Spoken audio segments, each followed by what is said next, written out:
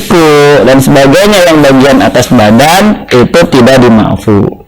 Jadi ini tergantung letak dan cuaca juga ternyata dimaafu atau tidak dimaafu ini.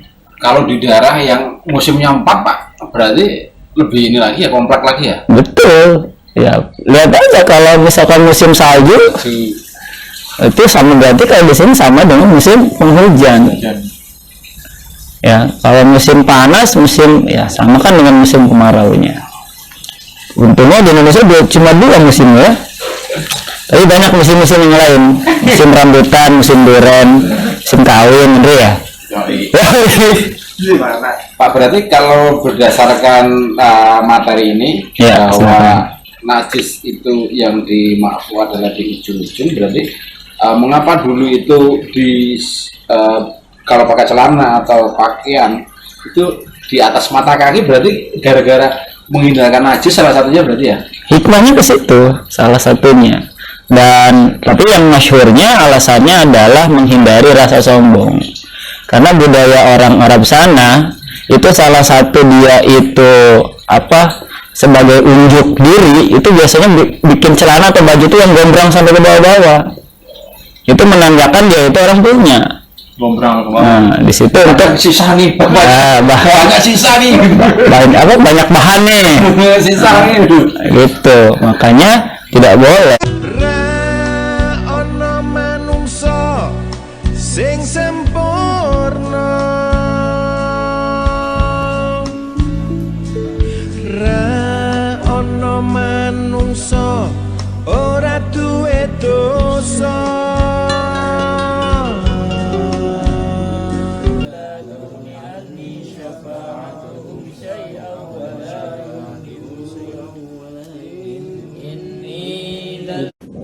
Bismillahirrahmanirrahim. Assalamualaikum warahmatullahi wabarakatuh. Waalaikumsalam warahmatullahi wabarakatuh.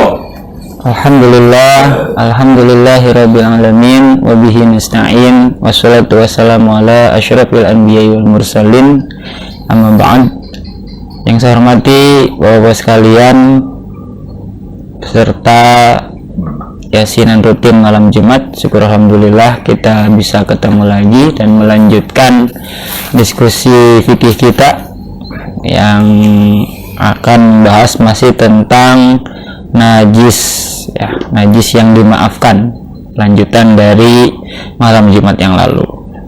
Kita awali dulu dengan bertawasul kepada Rasulullah SAW dan juga memberikan hadiah Fatihah, mendoakan sahibul hadal kitab Syekh Zainuddin bin Abdul Aziz Al-Maribari Al-Fanani. Ila hadratin Nabi Mustafa Sayyidina Muhammadin sallallahu alaihi wasallam wa khususan hadiatan ila ruhi Syekh Zainuddin bin Abdul Aziz Al-Maribari Al-Fanani wa usulihim wa furuhim wa silsilatihim syalillahi lahumul Fatihah. A'udzu billahi minasyaitonir rajim. Bismillahirrahmanirrahim. Alhamdulillahirabbil alamin arrahmanir rahim maliki yaumiddin. Iyyaka na'budu wa iyyaka nasta'in ihdinas siratal mustaqim siratal ladzina an'amta 'alaihim ghairil maghdubi 'alaihim waladdallin. Amin. Masih membahas tentang najis yang dimaafkan. Kemarin bicara tentang jenis-jenis darah, kemudian yang sekarang kita masuk ke jenis najis yang dimaafkan selanjutnya. Wa an qalili tini mahili mururin mutayakkinin najasatuhu walau bimurallazin. Termasuk najis yang dimaafkan yaitu tanah yang berlumpur yang biasa dilalui orang yang yakin terkena najis sedikit walaupun najis itu mughaladah. Jadi termasuk najis yang dimaafu atau dimaafkan yaitu lumpur yang kita yakin di lumpur itu ada kena najis sedikit. Ya. Walaupun najisnya itu najis mughaladah, tapi karena sudah bercampur dengan lumpur, maka najisnya dimaafu atau dimaafkan. Kenapa? Apa alasannya dimaafkan? lil masyaqqah, karena sulit untuk menghindarinya. Jadi untuk membedakan mana najisnya, mana lumpurnya kan nggak najis ya, karena dia dari tanah. Tapi karena kita yakin di situ tercampur dengan najis, dan yang kita nggak bisa memilih mana najis mana lumpurnya, maka itu najis yang dimaafu. Kalau kita kecipratan jenis najis seperti itu. Lil masyaqqati, karena sulit menghindarinya, malam tabaqa ainuha, selama tidak jelas ada bukti najisnya, mutamayyizatan wa yakhtalifu dzalika bil waqti, selama tidak jelas ada bukti najis yang terpisah dari tanah yang mengenai badannya. Pemaafan itu tidak bisa disamakan karena waktu, kemarau atau penghujan, dan tempatnya, apakah pada baju atau badan yang terkena najis. Namun tidak dimaafkan pada waktu kemarau. Jadi kalau waktu musim hujan, ya, kita kan saking banyaknya kubangan air, ya, yang bercampur dengan lumpur, dan mungkin juga di situ ada kotoran binatang, kemudian kita lewat mau sholat, kemudian keciprat gitu kan, ke sarung kita, ke celana kita, mungkin kalau kita naik motor ada papasan dengan motor lain, kecipratan juga. Sedangkan kita cek itu udah langsung kering, kita nggak tahu di area mana ada alkoholnya, ya, di area mana, dan walaupun basah kita nggak bisa misahin antara air, lumpur dengan najisnya, maka itu dimaafu atau dimaafkan. Tapi kalau musim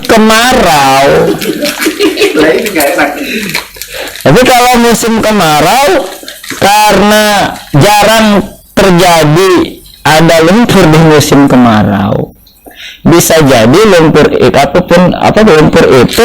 ataupun kubangan itu sepenuhnya najis, karena kubangannya nggak terlalu banyak gitu kan. Dari mana? Kalau bukan karena hujan, maka dari kotoran itu bisa jadi mungkin sapi pipis di situ kebanyakan diciprat-ciprat gitu kan. Karena nggak hujan nggak apa kok ada kubangan air, kan itu dicurigai ini air apa, kan gitu ya. Jadi kalau musim kemarau itu tidak dimaafkan. Dimaafkan najis pada kaki atau ujung kain, tetapi tidak dimaafkan pada tangan atau siku dan sebagainya. Nah, kalau di kaki dan ujung kain itu masih dimaafu. Kenapa? Karena kadang tidak kelihatan. Kadang kita sering lihat orang sholat pas dia duduk gitu kan, duduk tahiyat akhir, kakinya nginjak sesuatu. Kita makmum jadi nggak khusyuk kan? Ini gimana ini? Mau kita itu sering terjadi, Pak. Iya, mau kita tegur, takut batal lah sholat kita. Apalagi sholat Jumat ya. Mau kita lanjut, kita ragu ini sah apa enggak sholat kita.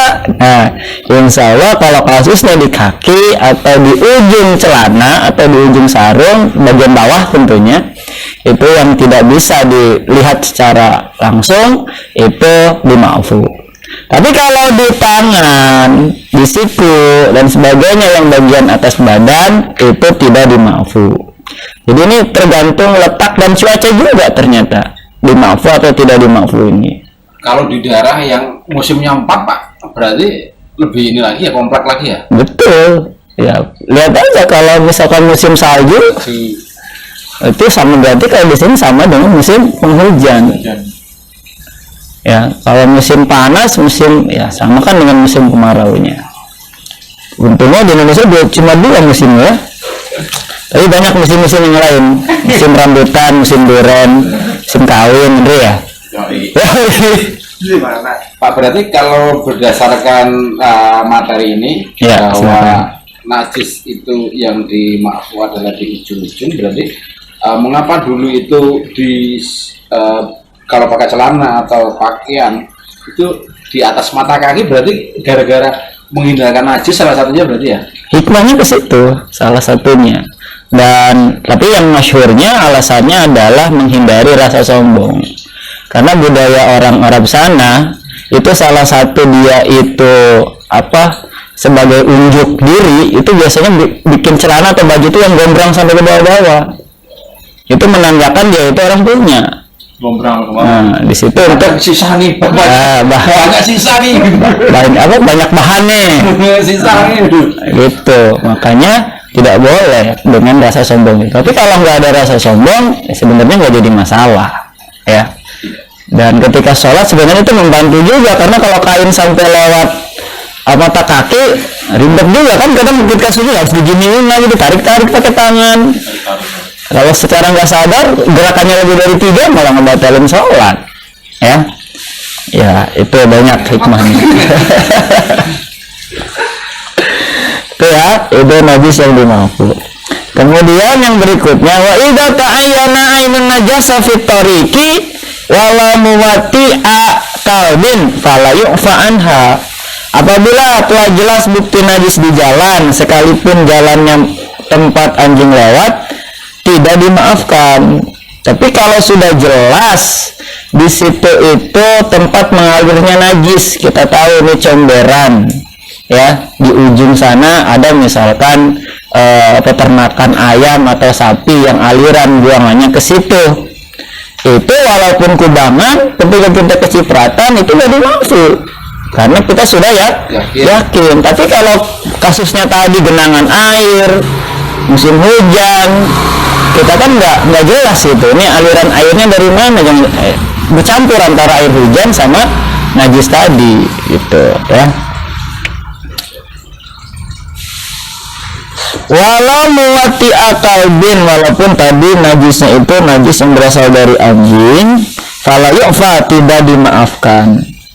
Wa in ammatit tariqu alal aujahi, begitu juga najis yang memenuhi jalan. Jadi najisnya sepanjang jalan kena najis semua. Nah, kerbau itu. Mungkin ada kotoran kerbau kegeleng-geleng sama yang lewat, disebut bisa. Maka kalau seperti itu kita yakin itu satu jalan itu penuh sama najis, maka ketika kita lewat kemudian kecipratan, nah itu nggak dimaafkan. Itu berarti kategorinya dimaafkan itu karena kita samar, karena kita ragu itu najis atau tidak, ya. Berarti kalau jalan itu sering dilewati delman, Pak. Kadang-kadang kan banyak banget tuh kotorannya, polnya ya.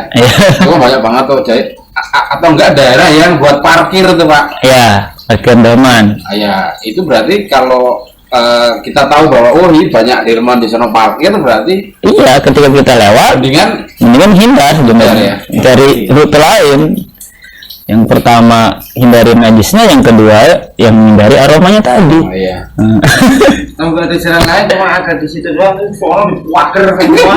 Jalannya cuma tempat delman itu parkir gitu, gimana? Ya udah lewat tapi pelan-pelan sampai kita yakin nggak ada cipratan gitu. Terus kalau nggak sengaja ya ada itu ada namanya itu tai kuda ya. Iya. Kita mau ke masjid itu posisinya udah mau jam 12, udah mau zuhur itu kan. Nah, itu udah kecipratan semua ini Nah, kalau itu gimana ya? Semua ganti dah. Balik lagi, kalau dia balik lagi, dia kan nggak pasti nggak sholat Jumat, itu hukumnya gimana? Nah, kalau gitu, ini nggak ada jalan lain. Nggak, semua dipuadir semua. Nah, dan yakin di jalan itu satu jalan penuh sama najis. Iya. Nggak ada. Musakat amat. Ya. Kalau kami seperti itu, ya mau nggak mau sebenarnya dia harusnya datang lebih dulu, spare waktu untuk bersih-bersih di sana. Jadi jangan kasus seperti itu nungguin Jumatan mau mulai, itu namanya haja-haja. Maka kalau tahu kondisi seperti itu, berangkat lebih awal, jangan dulu dipakai tuh bagian sholat, pastikan aja dulu. Ntar di masjid ke toiletnya mandi dulu, baru pakai gitu. Ya, banyak jalan di rumah. Kalau niat ibadah kalau itu ada aja. Oh iya. Nah itu kalau bicara yang kita minoritas, ya, itu bisa jadi. kita kan ngerasain pusing. Di sana ada ternak babi, di sana ada ternak anjing, sini ada kuda gitu. Ya, apaan nih? Iya, makanya bersyukurlah kita tinggal di mayoritas muslim ya. Biar ada. Tapi hitungannya jadi nggak sholat Jumat dosa itu enggak? Nah kalau seperti itu karena dia menunda-nunda waktu itu ya tetap dosa. Kalau kondisinya seperti itu, kecuali dia bukan orang situ gitu kan, Ya. nggak tahu kondisinya. Nah dia jalan aja, terus tercipta apa kecipratan seperti itu, masa semua kecipratan? Iya kan ada motor lewat trap, ya. Apa kudanya main trap gitu, trap gitu kan? Baik lagi tadi teorinya kalau dia yakin di situ jalan itu najis semua, ya dia apa bersih-bersih dulu. Tinggalan sholat Jumat ya tinggal sholat zuhur. Karena kalau dipaksain Jumat juga kan Wah ini malah tidak memenuhi syarat gitu. dorong sana, wah ini bawa apa ya? Malah nanti yang Jumatan bubar ya. Kalau garamnya dari bau itu. Itu kan nomor senang pantok. Udah. Lanjut.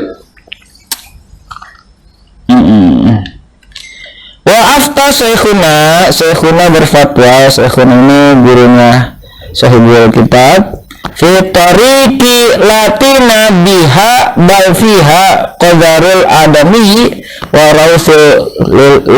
rausul kilabi wal bahaimi wa qad asabahal mataru bil afwi inda masyaqqah al ihtiraz. Syekhuna berfatwa tentang jalan yang tidak bertanah seperti jalan aspal atau ubin yang penuh dengan kotoran manusia atau kotoran anjing dan hewan lain yang tertimpa hujan kemudian mengenai badan atau pakaian, maka dimaafkan karena sulit menjaganya. Nah kalau jalannya jalan aspal ya, jalan yang sudah di dikondok seperti ini, kemudian kita yakin jalan itu ada kotorannya, baik kotoran manusia, kotoran anjing sekalipun najis mughaladzah tadi, kemudian kena air hujan, baik air hujan, kemudian niprat, itu dimaafu tadi. Nah mungkin ini masuk kategori yang ini bisa jadi ya. Tapi kalau musim kemarau balik lagi niprat, nah itu udah dipastikan najis semua. Tapi kalau di musim hujan, apalagi jalannya seperti di kita seperti ini, itu kan gampang hilang ya. Hilang ya. Gampang hanyut gitu. Tapi kalau yang di tanah, di kubangan itu kan susah tuh hilangnya ya. Itu diawet najisnya tuh. Baunya iya. Iya. Udah deh. Oke. Qaidatul muhimmah. Ini ada kaidah-kaidah penting dalam ilmu fikih. Yang di antaranya innama asluhu taharu wa ghalaba ala dhanni najasuhu li ghalabatin najasah fi mislihi.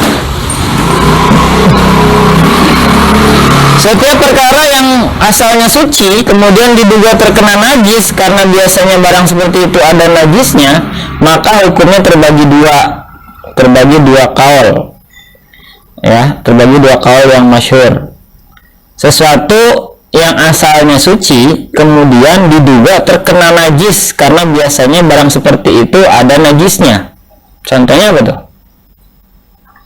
Sesuatu yang suci tapi terkena najis karena lumrahnya kena najis gitu.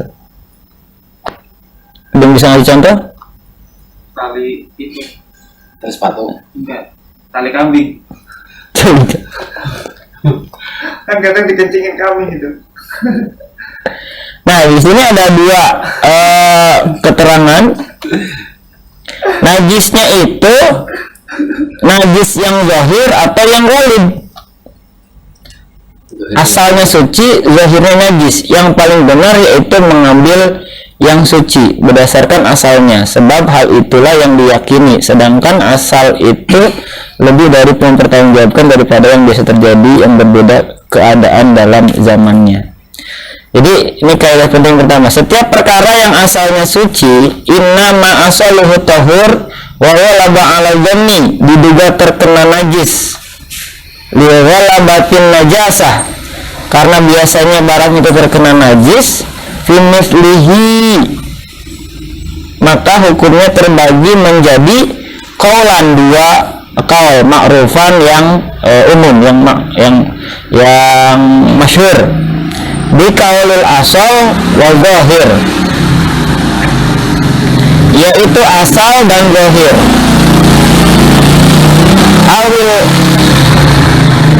awil walid atau walid. Asalnya suci, zahirnya najis. Yang paling benar arjahuhuma annahu tahirun amalan bil asli mutayakkini li annahu adbatu minal ghalibil mukhtalifi bil ahwali wal azman. Yang paling benar yaitu mengambil yang suci berdasarkan asalnya, sebab hal itu tidak diyakini, sedangkan asal itu lebih dapat dipertanggungjawabkan daripada yang terjadi. Jadi gini, kalau kita yakin benda itu suci asalnya, ya, kemudian terkena najis karena dia kaprahnya kena najis. Contohnya sendal minyak kotoran gitu. Iya. Maka menurut kaul yang masyhur itu kita harus meyakini yang asal itu yang diambil. Yang paling benar yaitu mengambil yang suci berdasarkan asalnya, sebab hal itulah yang diyakini. Jadi kembali ke kaul asal. Kalau dia itu asalnya kita yakin suci, walaupun terkena najis kemudian kita ragu, maka kembali ke hukum asal benda tersebut yaitu suci, gitu ya.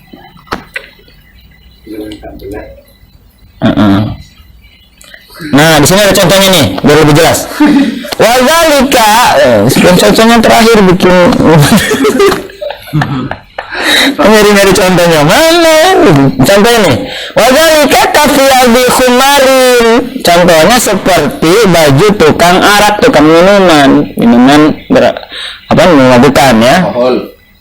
Baju tukang arak. Bartender. Ya, baju tukang arak suci, tapi lumrahnya kena najis. Ya. Bajunya tukang ciu, ya. Pakai peci lagi bang. Bakul ciu. Bajunya kan suci, tapi walidnya, lumrahnya dia itu kena najis karena ketetesan ciunya tadi mungkin. Ya. Tahu ada contoh lain di sini. Wahaidin, wanita yang lagi haid. Oh ya. Manusia kan suci. Iya. Keluar darah haid, jadi najis kan? Nah. Atau contoh lain wasibyan, anak-anak. Anak-anaknya gimana? Kadang anak-anak kan ngompol, tuk sembarangan gitu kan? Zaman belum ada pempes. Belum ada bos pempes. Lagi apa nih pempesnya? Kemudian wa anain, dan wadah atau bejana mutadayyinin bin najasah, orang-orang yang beribadah menggunakan barang yang najis, misalnya kaum penyembah api dan seterusnya tadi itu. Kemudian ada lagi contoh wawalakin yaglibu nasruhu alam najisi, daun yang biasa jatuh di atas tempat najis. Daun jatuh ke empang mungkin yang kita yakin di situ ada najisnya. Atau contoh lain walu'abi sobiyin, air liur anak-anak, air lidah anak-anak. Kemudian banyak nih contohnya. Wajuhun, dan juga kain bulu istahara amaluhu, yang pembuatannya masyhur memakai lemak babi. Bisyamul khinzir.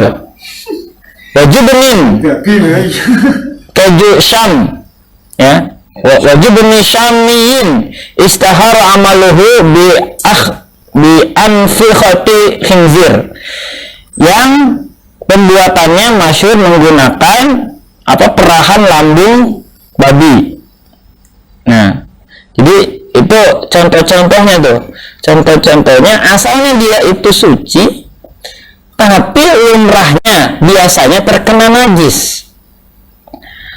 Maka tadi kaulnya ada dua, asal zahir. Jadi asal itu tadi kalau contohnya baju tukang arak, bajunya kan suci, tapi ghalibnya zahirnya ketumpahan najis air arak tadi. Lalu yang paling benar yang mana? Yang paling benar yaitu mengambil yang suci berdasarkan asalnya, sebab hal itulah yang diyakini, sedangkan asal itu lebih dapat dipertanggungjawabkan. Jadi kalau kita ragu ya di situ ada najis atau tidaknya, kita masih syak, masih mang-mang, maka kembali ke hukum asal. Jadi asalnya itu suci, ya suci gitu ya. Ini sebagaimana sabda Rasulullah Shallallahu Alaihi Wasallam, wa qad ja'ahu Shallallahu Alaihi Wasallam jubnatan min indihim fa akala minha. Sebagaimana Nabi Muhammad Shallallahu Alaihi Wasallam pernah disuguhi keju dari Syam. Nabi nih lagi bertamu, suguhin keju. Dia mau dulu berapa ya? Mereknya apa? Cheddar Gram. Enggak ya, jadi cheddar nggak ada najisnya insya Allah. Orang protes nanti. Enggak, itu cuma ilmu doang, perumpamaan. Nabi Muhammad SAW pernah disuguhi keju di Syam, lalu beliau memakannya tanpa nanya apa-apa. Jadi Nabi Muhammad ketika disuguhi keju itu langsung makan aja tanpa dicari tahu dulu ini bagaimana proses pembuatan kejunya. Ini berarti mencontohkan ke kita bahwa ketika disuguhi nggak mesti ripuh-ripuh ataupun susah-susah nanya-nanya. Saya kalau nanya itu menyinggung, Pak. Nah, bisa jadi. Kalau nanya biasanya kita menyinggung tuan rumah yang menjuguhkan, ya. Apaan ini gimana? Demikian diterangkan oleh Syekhuna dalam kitab Syarah Minhaj. Nah, ini baru kaidah yang pertama nih. Jadi hukum asal itu lebih kuat daripada hukum kaprah atau hukum ghalibnya. Itu, ya. Pertanyaan apa sini? Yang berikutnya nih kaidah-kaidah yang lain nih. Nah, nambah jelimet lagi nih. Kalau jaket kulit, ya. jaket kulit.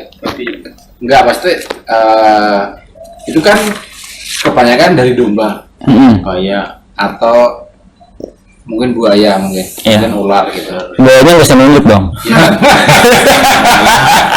Buaya, ular, ya yang sering dipakai kan domba, kambing, buaya sama ular.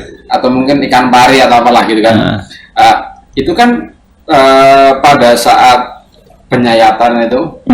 Fermentasinya kan di kulitnya gitu kan ada daging, ada darah, itu kan najis, Pak.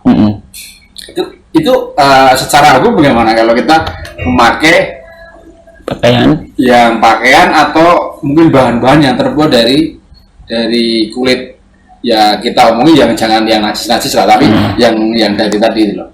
Nah, dalam kaidah Islam ada yang disebut dengan proses penyamakan. Ya sama ya.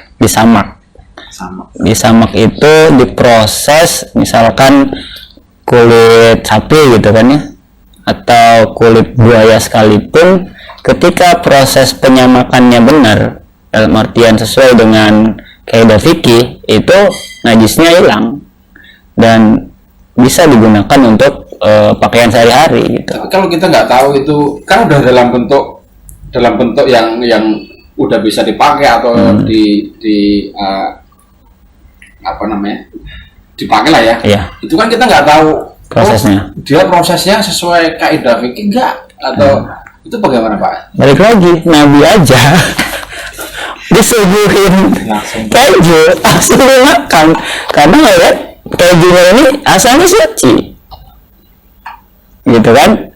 Nah tadi kita ketika disuguhan ataupun dikasih tas yang bagus misalkan atau jaket yang bagus, kalau memang jaket itu layak kita gunakan, ya nggak apa-apa, nggak jadi masalah, pakai aja, Ini yakin aja. Nggak pasti kita jangan ngomong yang najis lah, tapi yang ini aja gitu. Kalau yang najis kan kita udah tahu itu najis gitu kan. Nggak jadi masalah, yang penting nggak masih basah gitu. Yang penting udah kering, udah benar-benar jadi pakaian gitu. Nggak jadi masalah. dipakai, Pak. Nah, itu kan untuk jadi pakaian itu prosesnya panjang, Panjang banget. dari mulai penyembelihan, tadi itu ada proses penyamakan itu kan nggak sehari 2 hari tuh, Iya, lama. ya. Jadi salah satu cara menghilangkan najis itu selain istinja adalah dengan proses penyamakan tadi. Nah, saya juga jujur belum tahu gimana detailnya proses penyamakan itu. Nah, mungkin sama-sama nanti kita belajar proses penyamakan itu. Itu termasuk bulunya, Pak ya? Iya. Kan ada mantel-mantel itu. Iya. Garut-garut. Yang Iya. bulu. Iya, bisa. Seperti itu. Untuk jaket-jaket musim dingin mungkin diekspor ke daerah yang Eropa sana yang punya 4 musim. Gitu, ya. Ada lagi?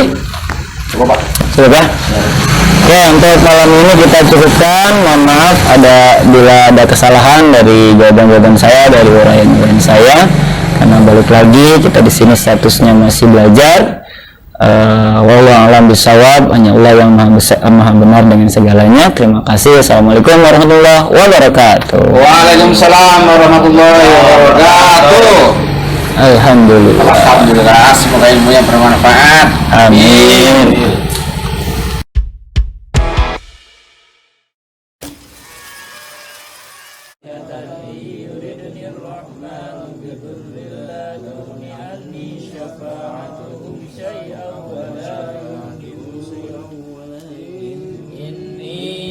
Allah fi dhalalim mubin inni amantu bi rabbikum fasmaun. Ya.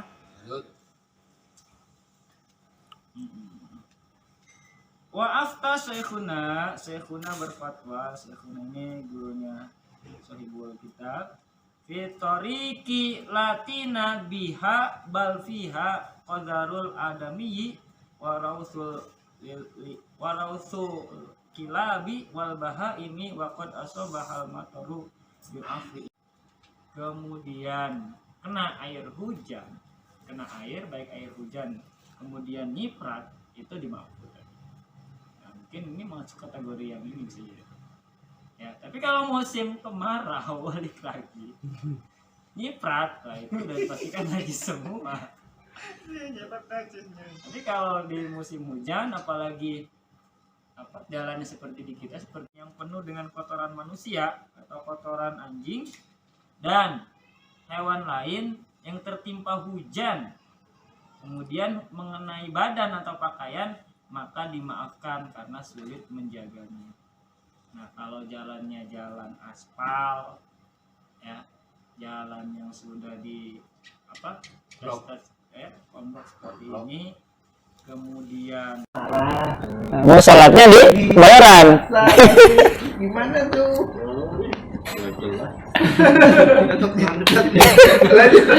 Gak usah dijawab. Biar ada gambar gitu. Ini maksudnya Pak Thomas punya wudhu nih, wisuda marah misalkan. Mau sholat, keretanya keburu jalan, dia naik kereta dulu ke ketinggalan kan. Pas mau keluar di 3 raksa mau sholat tuh, masih punya wudhu tuh. Iya. Pas di pintu kereta kesenggol. Sama cewek, cowok. Nah itu tetep banget.